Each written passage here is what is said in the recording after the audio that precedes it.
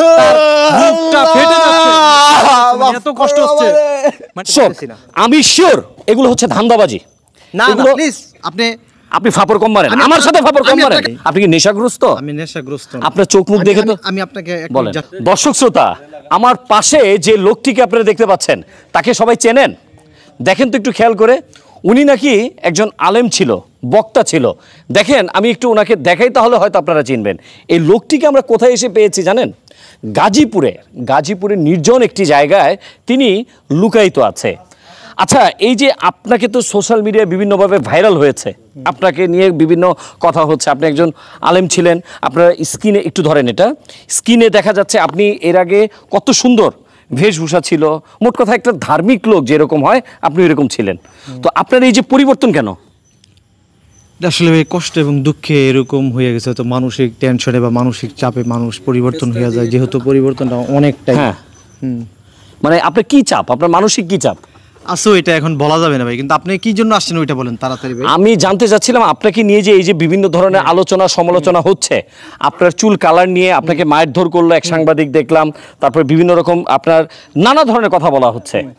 As a আপনি মুসলমান, আমিও মুসলমান হিসাবে এই যে যে ঘটনাগুলো আপনার সাথে ঘটে যাচ্ছে, এটা কেন হচ্ছে, এই ব্যাপারে যদি আপনি একটু কিছু বলতেন। আসলে এই ব্যাপারে বলবো কি, দেখা গেছে মানসিক চাপে টেনশনে হয়তো আগে বড় আলোচক ছিলাম, ইসলামিক আলোচক, সেই জায়গাটা ছেড়ে দিয়েছি। কেন ছেড়েছেন?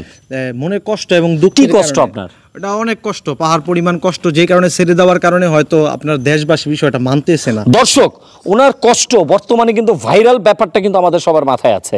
উনি একজন বক্তা, আমরা যতটুকু ইনফরমেশন পেয়েছি ওনার এখন ভাত নাই, মানে ওনাকে কেউ এখন ডাকে না, আপনাকে কেউ এখন ডাকে না, বক্তৃতার জন্য ডাকে না।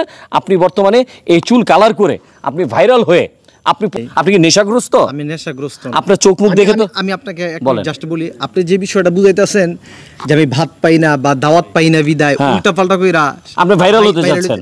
আসলে দেখেন, আপনি আমার ইউটিউব ফেসবুকে কিছু ওয়াজ আছে, বুঝতে পেরেছেন? বিশেষ করে আমার পেজ ওমর ফারুক আল আজমি, ওই পেজে আপনি দেখতে পাবেন লক্ষ লক্ষ জনতা আসতে। আমার তো লক্ষ লক্ষ জনতা থাকতে আপনি চুল কালার করে কেন আপনি ইউটিউবারদের কাছে আসেন? না, আমি তো আসলে ইউটিউবারদের কাছে আসি না, ইউটিউবাররা আমার পিছনে ঘুরতে, সাংবাদিকরা আমার দৌড়াইতেছে। আপনার পেছনে ঘুরে? হ্যাঁ, আমি জ্বালায় থাকতে। চুল কালার কেন করছেন?